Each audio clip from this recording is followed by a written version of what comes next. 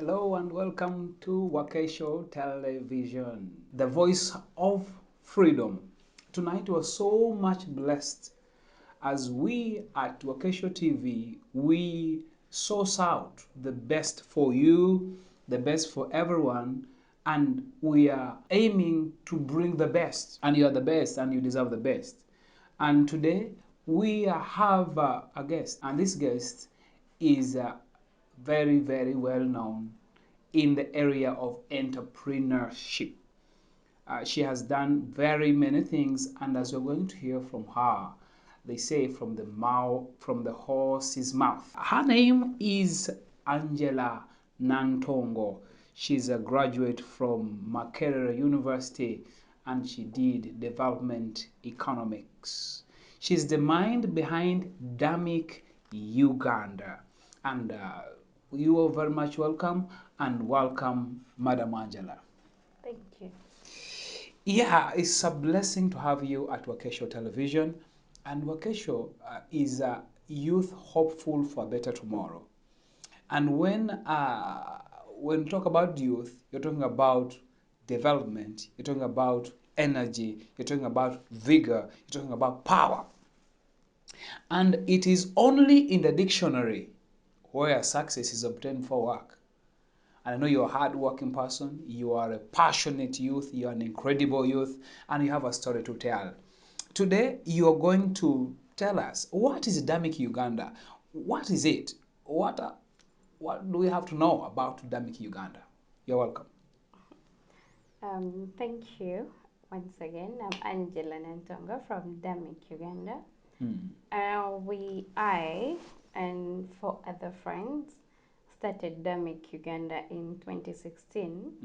Damic is a Hindu word that means equality for all.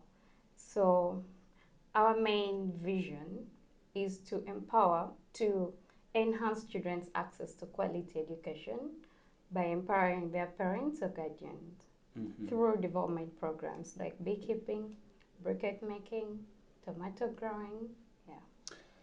Yeah, the main aim of Damic Uganda, which is a Hindu word meaning equality for all, is to empower communities. Exactly that. Empowering communities. Empowering communities has very many dimensions.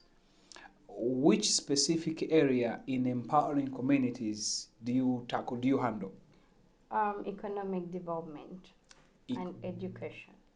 Economic development and education. Thank you so much, and you're very much welcome once again. You are viewing us at Wakesho TV. We are here, and today we have a special guest. And we have seen that today our guest today is the director of Damic Uganda. She has told us of how they work. Mainly, they work in economic and educational empowerment.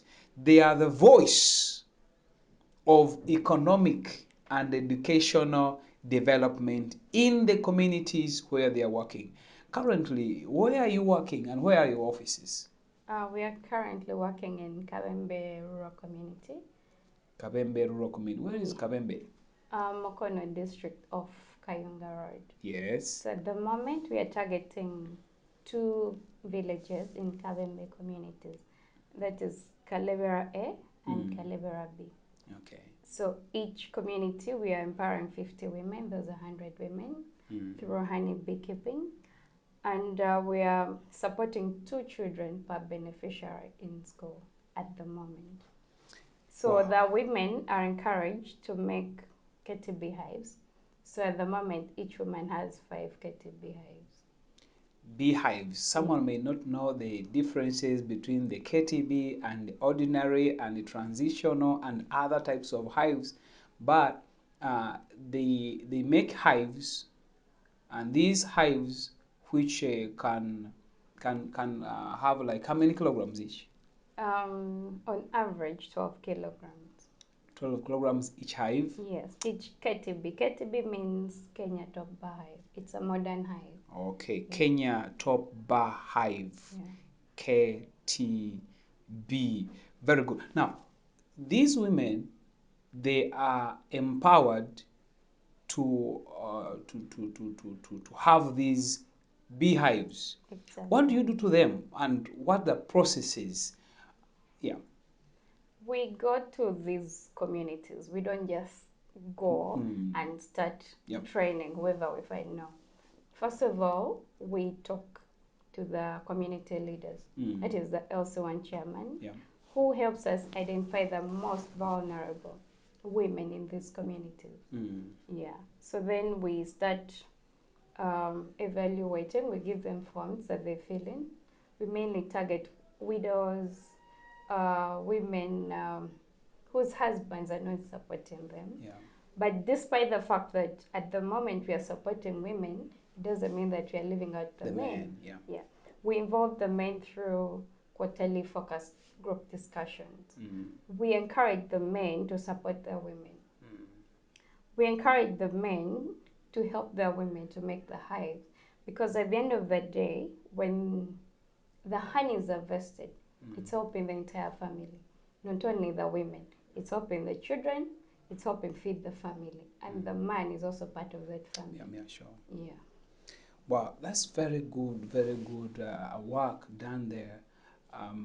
When you harvest that honey, let me ask you this. Yeah.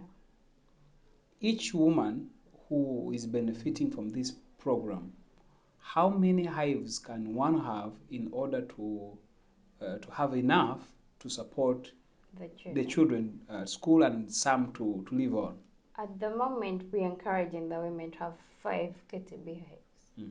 5. But we wish to expand with more funding in the near future. What does one need to have, for example, these women, in order to have 5? Is there cost attached to it? Do you supply the hives after training them? What is entailed? What is included in all this? First of all, we train. The first thing is we train the trainers of trainees. Yeah. These trainers of trainees, we train 10 women. We train 10 trainers of trainees. These 10 train the remaining 90 women on how to make the KTB hives. So after we provide each and every material of making the hive, Okay. we train them on how to even sustain the hive. Yeah. How do you harvest? We take to the market. We teach them about financial literacy, but we don't just train on how to make KTB hives and then we leave. No. We help them take to the market, and then after selling, we collect with you the honey. We harvest it together with you around. So we measure, we process it.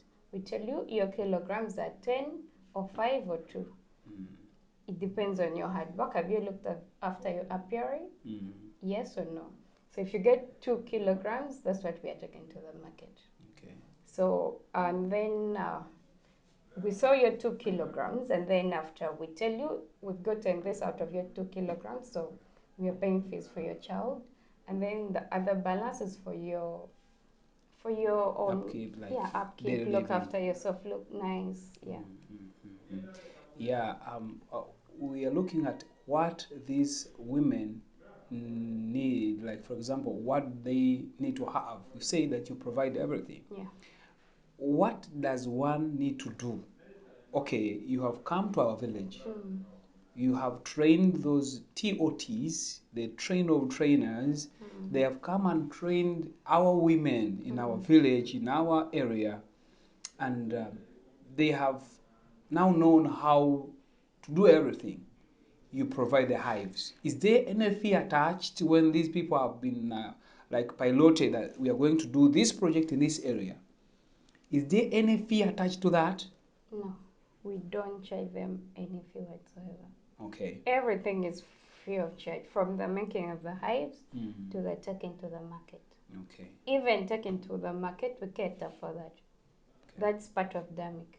Okay. We cater for that transportation from the apiary to the processing machine to the market. Okay. You understand? And then the women, definitely, when we are recruiting, we group them in groups of 10. It's a must for a team leader to own land.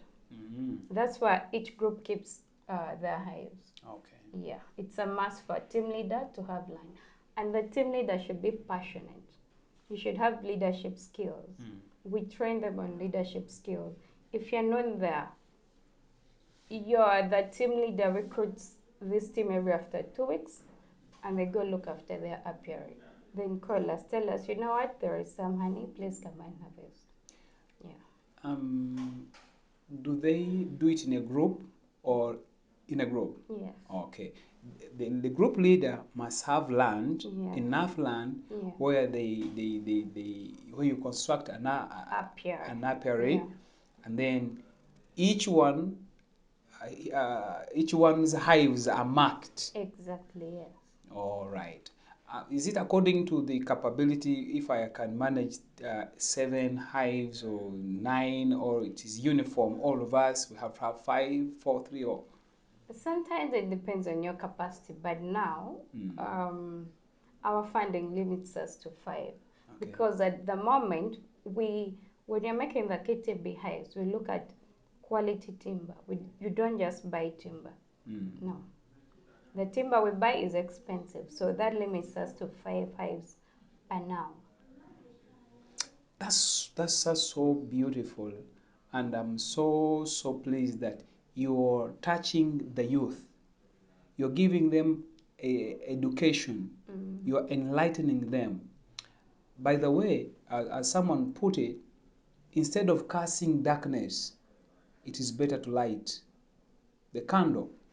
I'm seeing you're lighting the candles in people's lives in different places. And here I want to know, you are in Mukono. Are you having other areas where you're doing the same thing, or you have started in Mukono, or you're going to do other parts later?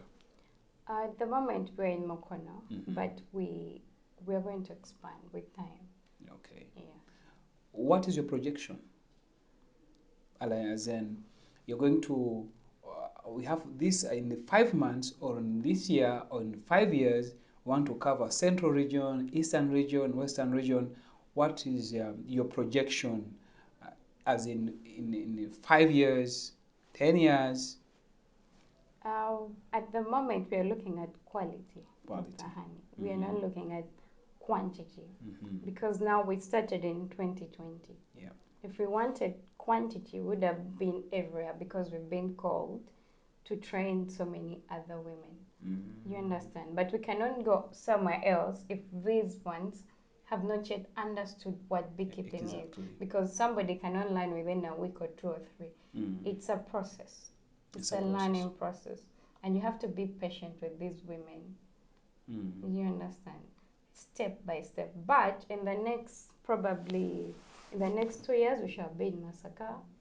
But we hope to go to Busoga as well. Okay. Probably in 5 years' time. How long does it take? How long does it take from zero to a stage of producing honey? For example, you have got now this women group, and then you have trained these train of trainers. They have trained the beneficiaries. What period does it take? Usually, training trainers of trainers takes us 2 weeks. 2 weeks to 1 month, depending on how they're learning, on how fast. But usually we give them 2 weeks to learn. It's a process. We give them 2 weeks. Then after, to train the rest of the group, it's 2 months, because it's also a process. This beekeeping, it's technical. And these are rural women, you understand. They first go to the garden, then come, you understand. You have to be patient with the person you're training. You should understand the beneficiaries. So it takes us a month or 2 to train these women. Then after, we place the apiaries. The month or 2, it involves construction of the apiaries. Yeah. Then after, we place our beehives, and then it takes us 3 to 4 months to harvest our honey. 3 to 4 months, 1 month, and 1 month. Almost can take 6 months. Which is okay. We want quality. Mm-hmm. Wow. Now, you who is viewing us and you have always had a vision of being empowered financially, maybe you didn't know how you can get out of that level of income. You wanted to improve your income. Maybe you wanted to have your children go to school, but you didn't know how. We are blessed to have Damic Uganda. And the mind behind Damic Uganda is herself, Madam Angela Nantongo. You said you not only make beehives, but not only in beekeeping, but you do briquettes. Yes. What about briquettes?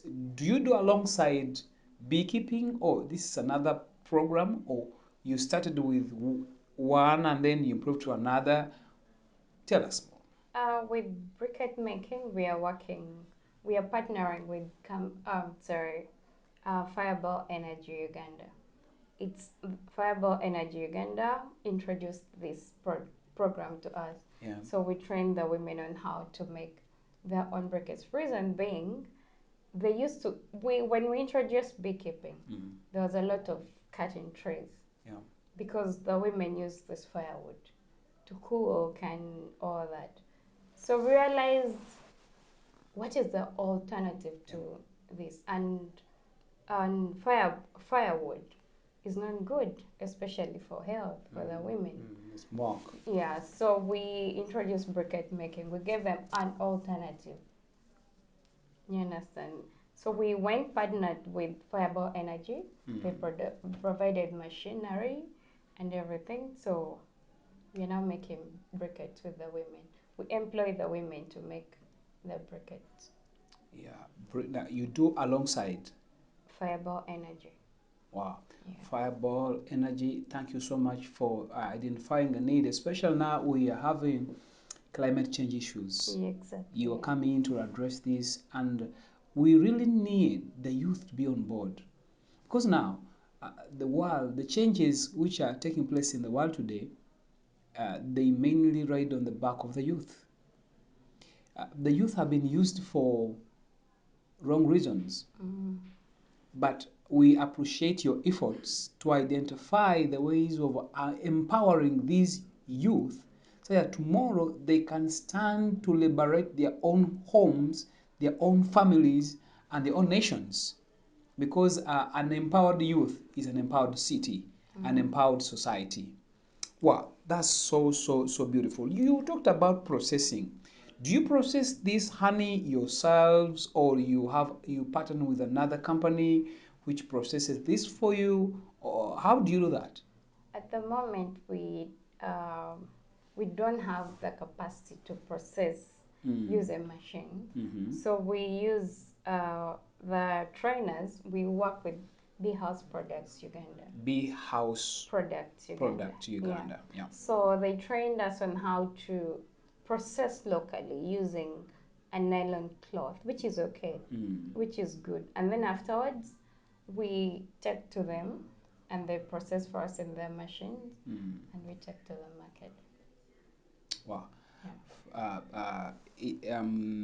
Then sometimes these are these beekeeping companies, the technical companies, they buy the raw honey, all of it.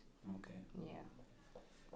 When you have had a good harvest, how many kilograms per each hive? You talked about it sometime, but Yeah. how much each? How many kilograms each hive, and at how much relatively? You can say if it is a higher price, it is this, and if it goes low, it is this. A good season we can harvest. You can even harvest 17 kilograms. 17 per hive. Yeah, but it doesn't mean each hive is going to give you. We are giving an average, and then if it's fully processed, we sell each kilogram at 25 shillings. Sorry, 25,000 Uganda shillings. If it's in the combs, that is 17,000 Uganda shillings. If it's semi-processed, that is 20,000 Uganda shillings. Wow, this is a very good initiative. Very good initiative.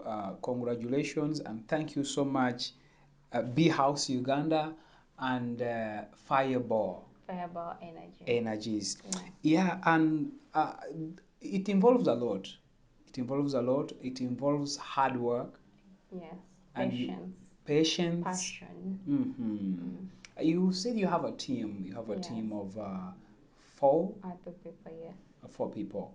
Wow, we really bless the Lord for the team of Damik, Uganda. Thank you really so much for the wonderful work you're doing in Mukono. I'll be there. I'll be there one time, and we'll see more to this story. And as we've seen, it involves a lot of money. And how do you sustain this? Because once you begin, and you said you began in 2022, right? No, 2020, during the COVID. 2020. Yeah. And how have you managed to sustain this? You know, sustenance, continuity, consistency is very important. How have you done this? First of all, we received funding from World Connect Uganda. Thank you, World Connect. And after receiving funding, you identify the right partners. Yeah. That is very key. Identifying right partners. To work with, to train you. Yes. The right partners, the technical people to train you on how to rear this beef. Those people are very, very key. They can either help you sustain the project or drop the project completely. Yeah. So Beehive's products has been very, very wonderful. They've trained us. They've trained the women on how to. Right now, a woman can get machinery and make a kitty beehive. Okay. There's nothing like, oh, it's a man's job. No, nothing like that. And then also financial discipline. That discipline is very, very important. Don't divert funds. If money is meant for hives, let it be for hives. Yeah. Don't choose it for making brackets or buying an ace dress. No. That's financial discipline. It's very important to sustain projects. Also the beneficiaries that you identify. How do you talk to them? The way you talk to them, the beneficiaries should own the project. If they're not owning the project, by all means, the project is going to fail. You understand? They should be part of this project. They should love it. They should be passionate about it. You understand? They must have the mind of ownership. Exactly that. They do whatever they do, doing their own. Exactly. Don't do it for Angela. You're doing it for yourself and your children and the future and everybody else. It's not like I'm employing you, no. Because I'm not paying you to do this hive. Yeah. No. You're doing these hives for your children. So that is the ownership we want. Even when they provide the land, it's from the bottom of their heart. Yeah. Somebody will call you, say, oh, I have 2 acres here. Can you please place your beehives here? That is the ownership you're talking about. Yeah. Somebody will be like, I have 20,000. Can I buy nails? And that is the sustainability, the ownership. Somebody, the beneficiaries should own. The community, in fact. Not only the beneficiaries. Yeah. At what level do you involve these youth? Because now, though you're empowering women to help children acquire quality education, the children themselves are direct beneficiaries. Yes. At what level do you involve them in these activities?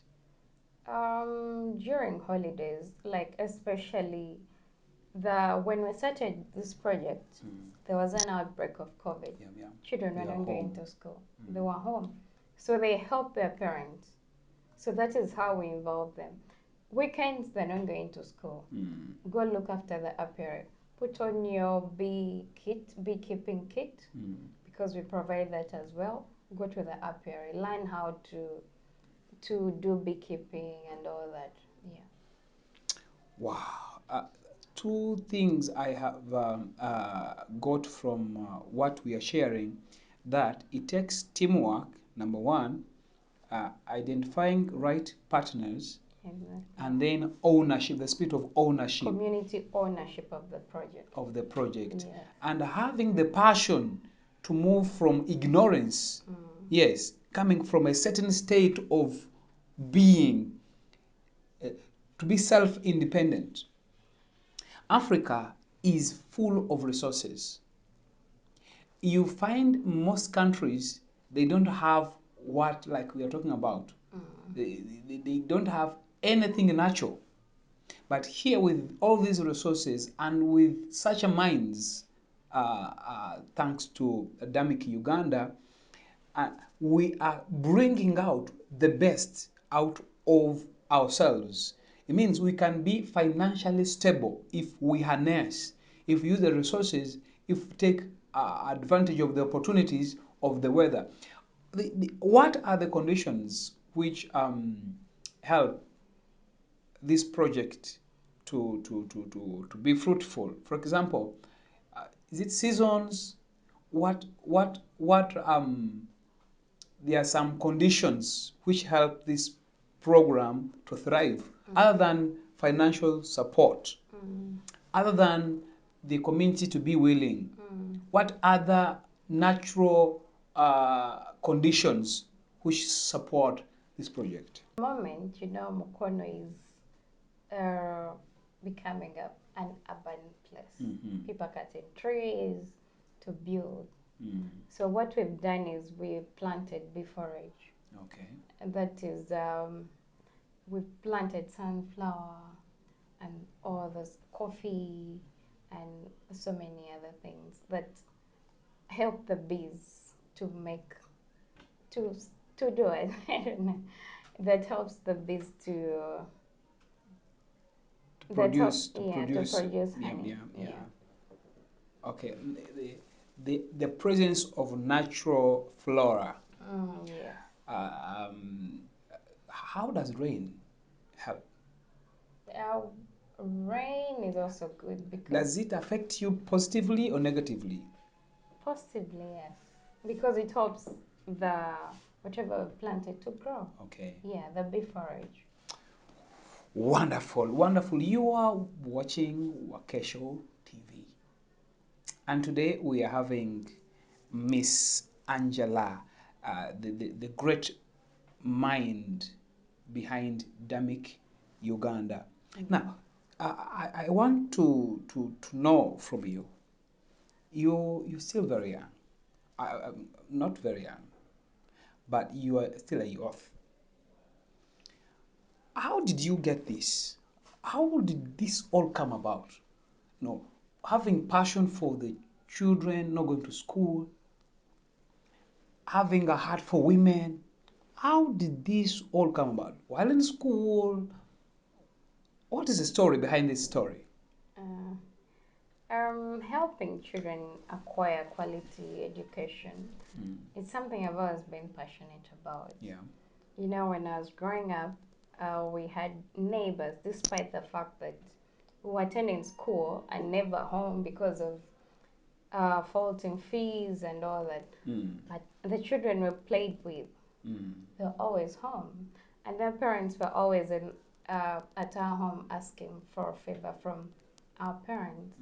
But because my parents helped them, so to me, I thought nobody should be left behind. Yes. We should all be equal. We should, if we are playing together, why are we all not going to school? You understand? Why are we leaving others behind and then the rest go to school? You understand? So for me, that's where the passion comes from. Okay. And the women, it's because it's the women who stay with the children 24 hours. Okay, not really 24 hours, but they know their children better than the fathers. Most fathers spend too much time looking for money. Yeah. They don't spend time with their children. You understand? Yeah. So we thought about empowering the women, and women are good at saving. Yeah. When it comes to their children, they will save. They are passionate about it. If you give a woman money for fees, she will take it to school. Be like, yeah, this is for my child. At the end of the day, and then we looked at rural women, because rural women were being left behind. Reason being, most people focused on the urban women, but the rural women, one, there is housework is gendered. They work a lot from morning. You wake up in the morning, you go to the garden, you fend for your children. From there, you have to wash the clothes, you have to cook for the family and everything, and then yet they were earning little. You understand? Somebody goes, let me say in Mokono, they go to a farm work and you get paid 1,000 a day. That's very little. And most of the men, they said, um, some pay fees for their children, but most of the men leave everything to the women. To the women, yeah. You understand? But when the women get money, the men also want it. That one.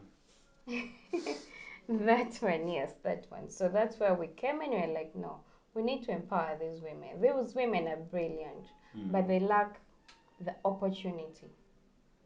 They lack it. Nobody's training them on how to do things. They have land, but they don't know that they can use this land to even help their children go to school and further their studies. They're only growing food for subsistence purposes, or sometimes when she grows food for commercial purposes, she cannot even take it to the market because of the transport costs. So that's when we came in, we were like, you know what, you can do beekeeping or grow tomatoes, we should help you take to the market. Yeah. Wow, this is so wonderful in our ears, our dear viewers, and I'm thinking, if we would have 100 Angelas, if we had 1,000 Angelas, if we could multiply her into 1,000 minds, how would Africa look like? How would the children look like? Because we are seeing that the slavery mindset is still very much available.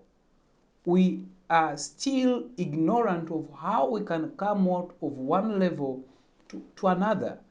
And this one, I'm not saying that the credit goes to the schools where Madam Angela attended. Why? Because many people have been trained to her level and even more than her, but they have not done what she's able to do. Therefore, there is something more more to this education. Though education helped her to enlighten her and broaden her opportunities, partnerships, how to do things right, but there is a family background. The parents helped the neighbors. The parents helped those who came to their family for help. And that is brotherhood. That is working to help each other grow. Equal opportunities. I'm seeing equal opportunities. I'm seeing a great mind in all this. Parents are very pivotal in the development of our societies. In fact, development begins with the family. A family unit is very important in the development of any nation. Therefore, now we are seeing Madam Angela here, the director of DAMIC Uganda, but the parents played a very important role. Through your studies, as you're studying, the schools you went through, uh, you had similar experiences of seeing people in need. You studied with people who lacked. And I believe you still lent a hand to these friends. Most times when we finish school, we don't have money. How did you manage to get this money to start? Because many people will say, why don't you start something? Many people have great ideas, but they have never put these ideas to work. The reason is we don't have capital. We need money for capital. How did you overcome that hurdle? Um, when we started out, lucky enough, um, we had, I was lucky to get a mentor, somebody who mentored me. Yeah. Someone, when I met him, he asked me, what do you want to do? I told him I want to start an NGO. So like, you're not serious.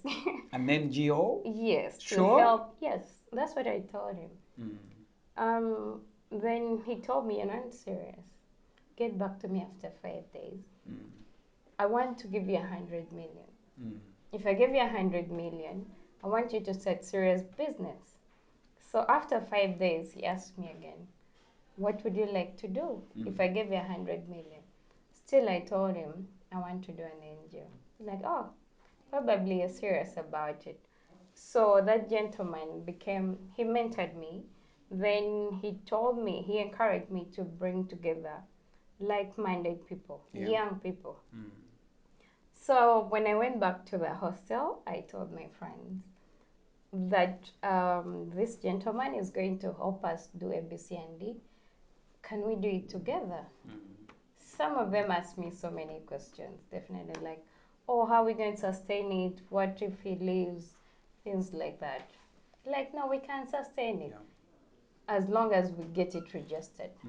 So he helped us with the registration process. He took us through because, you know, when you're at campus, you're naive, you don't know how to go about things. So he helped us go about this entire process of registration. Then afterwards, he owned share on Tinder. So I asked him, where's the 100 million? He's like, no, I wanted you to think ahead. Yeah. That is what he told me. So I'm like, okay, somebody was tricking my mind. So I told him, we are going to sell cookies. Okay. I told him we want to educate children, but you have a baker at Tinder, right? So there was a Kenyan gentleman. I went to him. I told him, can you teach me how to make cookies? He was willing, more than willing, free of charge. I learned how to make cookies. Then Tinder provided the raw materials. So we went selling cookies and paid fees for children. Then after, when that ran out, we went to Nakasera as well, bought mangoes, sold them to fellow students at campus. You buy a mango at 5,000. It's not my mango. I'm not going to eat that money. That money benefits a child in a rural area. We pay that fees. Then also that money helped us put up our website, our very first website that we built. We bought our first computer, our first laptop, because we realized we needed to write more. Yeah. Yes, to move around also. You know, you need to run around, find the right people to work with. Yes. Wow, this is so challenging. I don't know how you are seeing this, but it is life experience. This is not a story. This is a life experience. At university, she has a great mind of an NGO and gets like-minded people. And the mentor, there is a way how she, how the mentor helped her to jump to what dream she had all along. That I want to give you 100 million. Okay. That one triggered all the potentials in her. Exactly.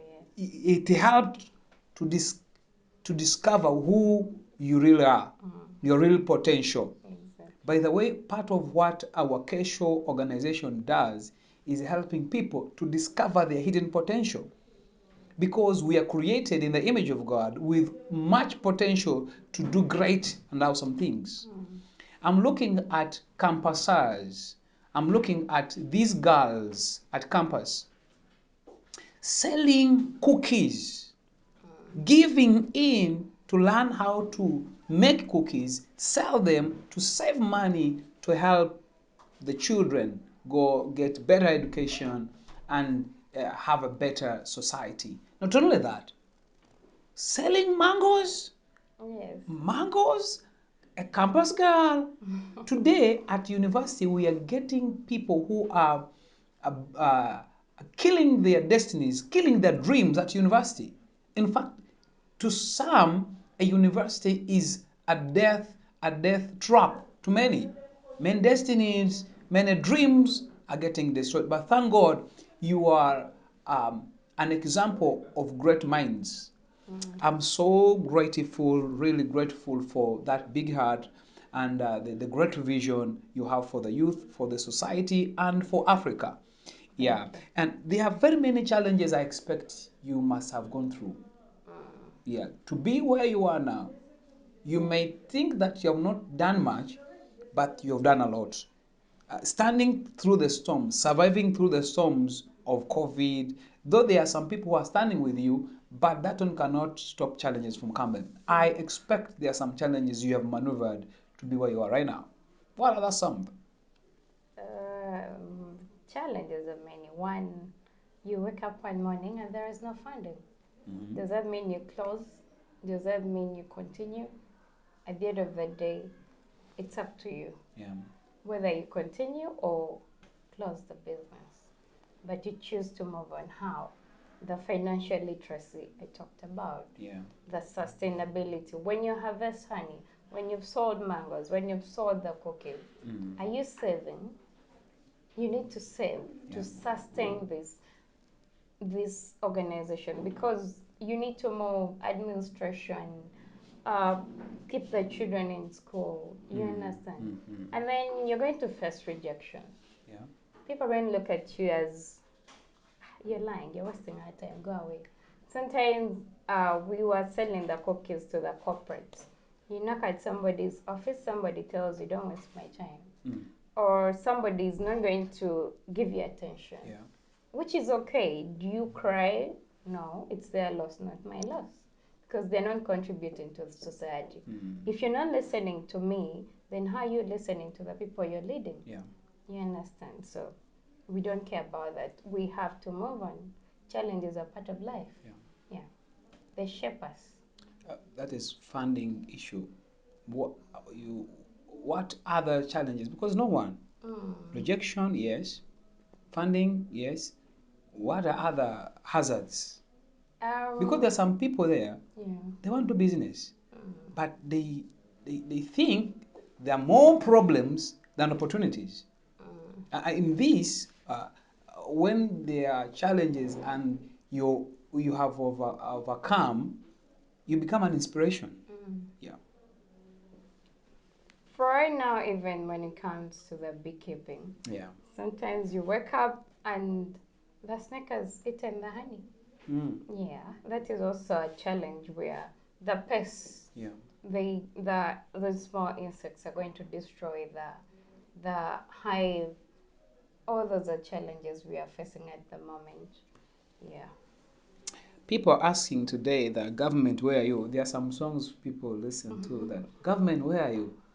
I am the government. You are the government. And Madam Angela is is proving to us that we can make it. You have potential to do something. Yeah, and I believe there is an issue with the transportation given some roads and during your marketing. How are the roads of Mukono and other places where you do business? The road from the apiary to the market Mm, is really bad. really bad. And then the roads are narrow, so it takes you 4 hours to get to your market. Mm, You understand? That is time wastage.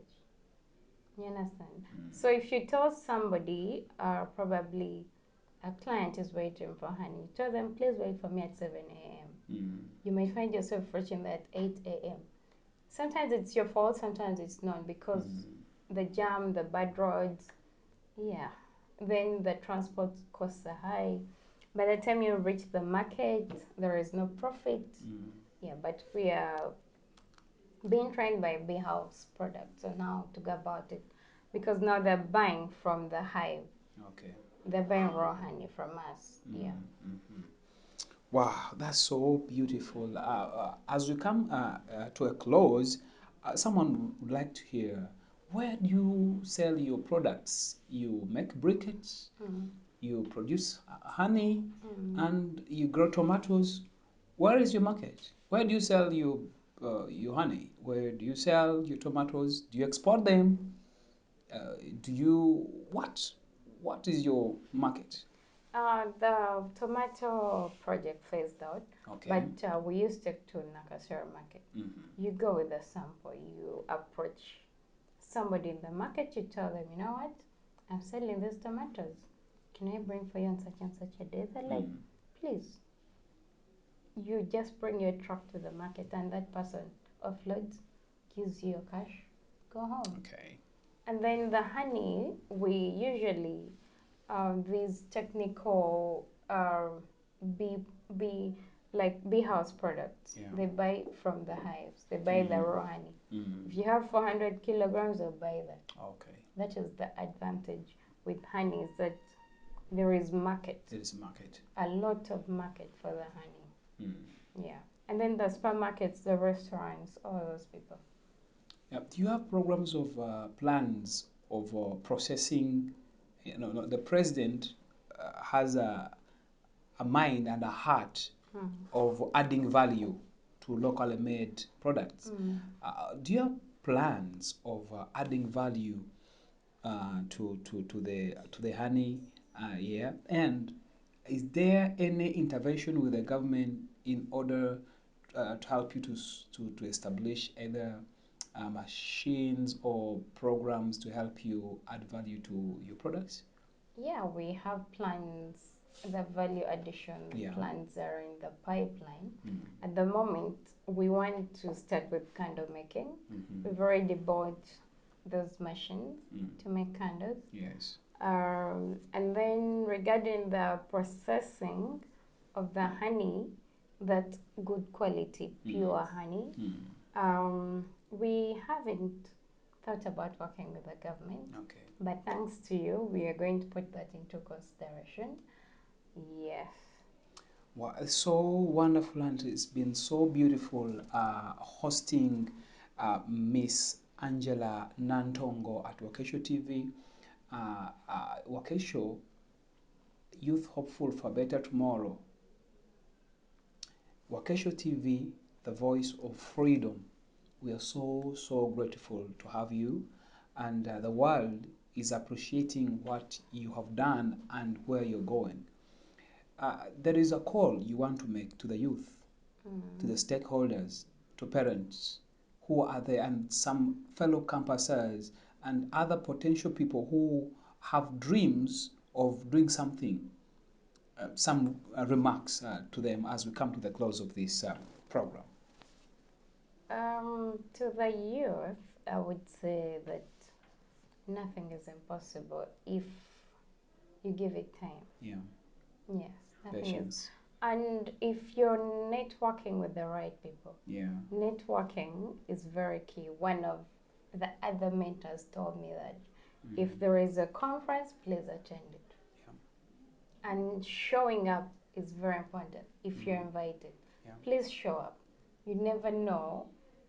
If you don't show up, you never know what opportunity you might miss out on. Showing up is very important. Networking with the right people. Mentorship. Get mentored. Go to somebody who's successful and ask them how they've been able to make it. Disturb them. Yes. Disturb them. Disturb successful people. I know that some who don't have time, but I believe out of 10, at least 2 will have time for you. Sure. Yes. And then for the parents whose children are not in school, first of all, it's a pity that you cannot afford. It's not your fault or anybody's fault, but if you can have something small to do, please do that. Or if you'd like to join our programs, there is no problem with that. We can train you. Okay. Yeah. If someone would like to contact you, Damic Uganda, you have a website. You said you have a website. You have a physical location, and yes. At the moment, our website is done. Reason being, it's being worked on. We had to put it down, as advised by the person who does what, who designs it. Yeah. But we are found in Kalevera, in Mukono, Kabembe. Yeah, if you want, you can come see all the apiaries and the women you're working with, or you can come to Mukono, to Sunday, sorry. You can also find us there. Mukono, Kabembe, Kalevera, 4 village. All off Kayunga Road. Off Kayunga before Road. Kalaji. Okay. Yeah. You have a WhatsApp number. You have someone may need to contact you for some partnership, some business, some WhatsApp number or any contact. I can read it out. 0785 615 776.